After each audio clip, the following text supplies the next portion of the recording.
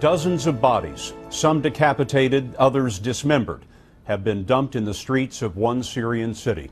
The violence in the Syrian revolution is hitting new heights as the Obama administration increases the pressure tonight on the dictatorship of Bashar al-Assad. Today, they buried the dead in the city of Homs. As many as 60 civilians were apparently kidnapped and murdered in the last 2 days. In Geneva, Secretary of State Hillary Clinton met with Syrian exiles and called them courageous in their commitment to freedom and democracy. The uprising began last March, a revolt against the 40-year dictatorship of Bashar al-Assad and his father before him. Assad has tried to conceal his crackdown by banning independent reporting, but CBS News correspondent Clarissa Ward was able to slip into Syria. Tonight, she speaks to a growing army of rebels fighting for their freedom. It was not a long drive, but our guides were taking no chances. Checkpoints. Past a government checkpoint, the car twisted along dark back roads outside the capital city, Damascus. After a certain point, we were blindfolded to protect the location of the safe house where we would find members of the Free Syrian Army. They are former Syrian soldiers. They say they refused orders to fire on their own countrymen and so decided to take up arms against the Assad regime. The commander spoke off camera for his own security. He told us, "We are fighting those who have made our children orphans and our wives widows."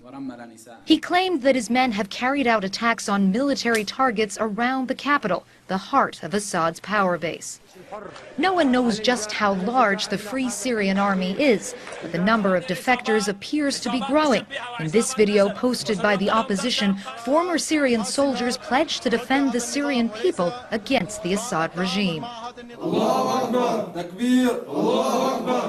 Are you not scared that by turning this into an armed conflict, civilians may be hurt? We did not choose to go to war, the commander said. It was imposed upon us to protect our people and our honor. This is who the opposition fears most, not the Syrian army, but supporters of President Assad known as the Shabiha. The name means thugs, but it is a play on the word for ghosts. A fitting description because the Shabiha do not wear uniforms. They infiltrate protests, and they are known for their cruelty. We were taken to the funeral of a 16-year-old boy who the opposition says was killed by Assad's forces. A man showed us a sign. "The Free Syrian Army represents and protects me," it read. In a smoky apartment, we found young activists debating late into the night about the role of the Free Syrian Army. I guess that's some kind of necessary right now, to protect those innocent people, because they're protecting people mainly. Back at the safe house, when asked what they were fighting for, one soldier pulled out a photograph of his son.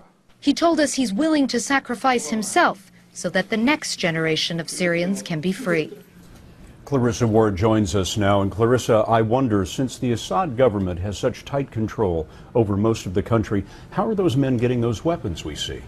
Well, the men I was with say that they actually brought their weapons with them when they defected, and they try to confiscate anything they can when they're launching those raids on the Syrian army. But they did acknowledge that there is a shortage of weapons, and we've seen one way they've tried to deal with that situation is by having weapons smuggled in from neighboring countries like Turkey and Lebanon. Clarissa, thanks very much. For his part, President Assad describes the opposition as, quote, armed gangs seeking to divide Syria.